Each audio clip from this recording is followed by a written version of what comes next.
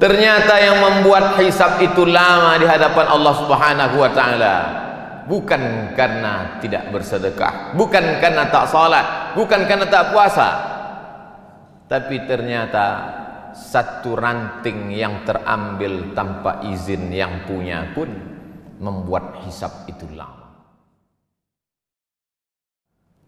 Ada kitab judulnya Ar-Risalah Al-Qushairiyah. Nama penulisnya Imam Abul Qasim Abdul Karim Ibnu Hawazin Al-Qushairi, meninggal di awal abad ke-5 Hijrah, 1000 tahun yang lalu lebih kurang. Di situ dia bercerita tentang seorang laki-laki yang soleh. Soleh artinya baik, baik cakapnya, baik akidahnya, baik akhlaknya, baik tutur kata, santun budi pekertinya.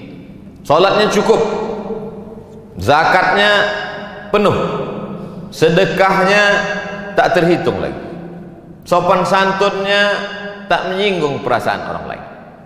Tapi ternyata setelah dia mati, meninggal dunia, hisabnya lama sekali. Dilihatlah buku catatannya, apalah agaknya yang membuat hisab ini begitu lama? Adakah dia membunuh orang? Tak ada. Pernahkah dia menyakiti hati orang? Tidak. Karena santun, tersenyum. Ternyata pada suatu malam dia pergi kenduri undangan.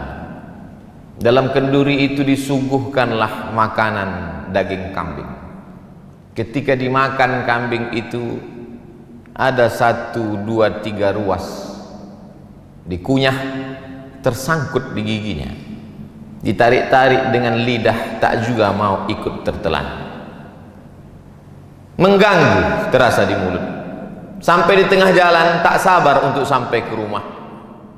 Dia lihat ada pokok kayu ranting kecil di depan rumah orang, lalu dia petik ranting itu, dia congkelkan ke daging yang menyangkut di celah gigi, maka lepaslah beban yang dari tadi mengganggu pikiran, hati dan lidahnya.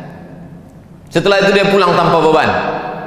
Ternyata yang membuat hisab itu lama di hadapan Allah Subhanahu wa taala bukan karena tidak bersedekah, bukan karena tak salat, bukan karena tak puasa, tapi ternyata satu ranting yang terambil tanpa izin yang punya pun membuat hisab itu lama. Ketika membaca kisah ini, lama saya terduduk dan termenung. Tak pernah saya terpikir memikirkan nasib orang lain, tapi yang terpikir bagaimana agaknya nasib saya, nasib khatib, nasib pribadi di hadapan Allah Subhanahu wa taala. Sudah berapa ranting kayu orang yang tertarik oleh tangan kita dan kita tidak merasa itu berdosa. Agaknya itulah pesan dari sahabat Nabi kepada tabi'in. Sahabat yang hidup dengan Nabi, tabi'in orang setelah sahabat Nabi. Apa kata mereka? Beda kami dengan kamu adalah kami orang yang hidup bersama Nabi Sallallahu Alaihi Wasallam.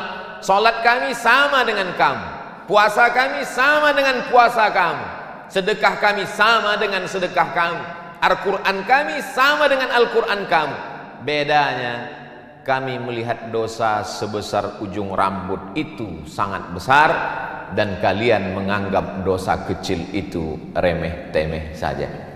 Oleh sebab itu hari Jumat, bulan baik, agung dan mulia, bulan peningkatan, bulan Syawal, bulan setelah Ramadan, yang diagungkan, dimuliakan Allah Subhanahu wa taala. Diberikan pula kita kesempatan hidup pada hari Sayyidul Ayyam. Merenunglah kita sejenak.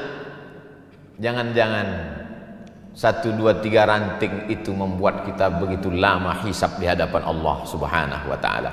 Bagi yang pernah menganiaya orang, minta maaf, minal aidin wal faizin, mohon maaf zahir dan batin. Bagi yang pernah termakan, minta izin, mudah-mudahan dihalalkannya, tersambung silaturahim. Apakah Nabi Muhammad sallallahu alaihi wasallam, pemimpin segala nabi dan rasul, sayyidul kaun, seluruh makhluk di atas muka bumi, malaikat-malaikat di langit, pemimpinnya adalah Muhammad sallallahu alaihi wasallam. Apakah lepas dia dari sangkutan-sangkutan ranting ini? Hari Rabu Nabi naik ke atas mimbar. Hari Senin beliau meninggal. 5 hari sebelum meninggal, Khamis, Jumat, Sabtu, Ahad, Senin. Hari Rabu beliau naik ke atas mimbar. Man kuntu jaladtu lahu zahran. Siapa yang pundaknya pernah tercambuk olehku saat aku menyambuk kuda, lalu ada orang bersembunyi di balik kuda itu, ujung cambuk terkena pundaknya. Hadza zahri, ini pundak Muhammad. Silakan balas. Silakan balas sahabat.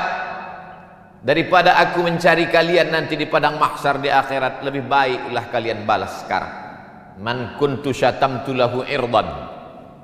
Kata-kataku kasar, menyinggung perasaan, sakit hatinya.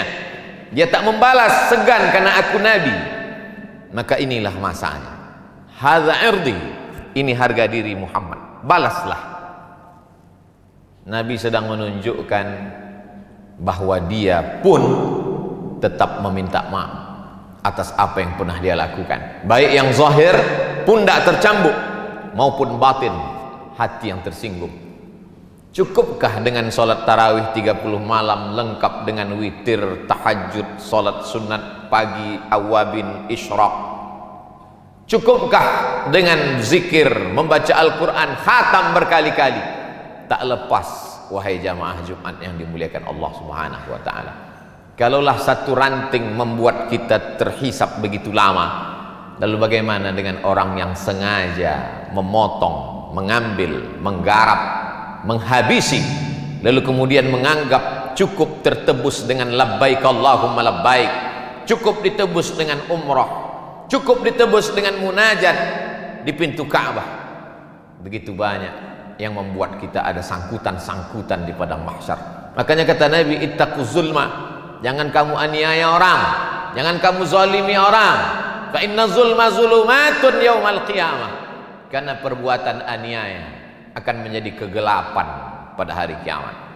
Mohon maaf, ada saudaraku yang digelapkan Allah di atas dunia ini, lahir dalam keadaan, maaf sekali lagi, buta. Tapi gelapnya itu ada hikmah, matanya tak pernah berdosa. Di akhirat dia akan terang benderang. Tapi ada orang-orang yang di dunia ini terang benderang melihat, dan di akhirat dia komplain, ya Rabbi lima hasyartani a'ma wa qad kuntu basira. Mengapa aku dibangkitkan dalam keadaan buta padahal dulu aku di dunia bisa melihat? Allah menjawab, laqad atatka ayatuna, ayat-ayat kami telah sampai kepadamu. Nabi Muhammad sudah menyampaikan, meninggal Nabi diwarisi oleh para ulama, al-ulama warasatul anbiya, tapi kau tak pernah mau tahu. Atatka ayatuna fanasitaha, ayat-ayat kami sudah kami turunkan tapi kau lupa. Fakadzalikal yauma tunsa, orang yang lupa maka hukumannya dilupakan. Jangan pernah lupa dengan security kita, cleaning service, office boy, tukang cuci, tukang kebun kita. Mereka orang-orang yang kita remeh-temehkan, kita rendahkan. Berapa tetes peluh keringatnya kita telan, mereka hanya tersenyum saja. Dia akan datang menghadap. Di musim COVID-19 ini kami tidak ada uang tambahan, Pak. Anak kami juga perlu bayar uang sekolah. Karena wabah tetap ada, sekolah libur tapi uang sekolah tidak libur.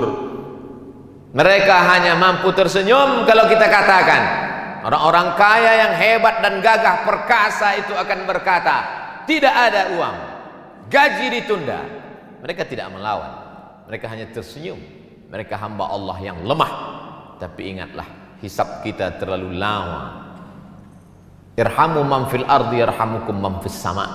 Berkasih sayang kamu kepada hamba-hamba Allah yang lemah di atas dunia, maka Allah akan sayang kepada kamu.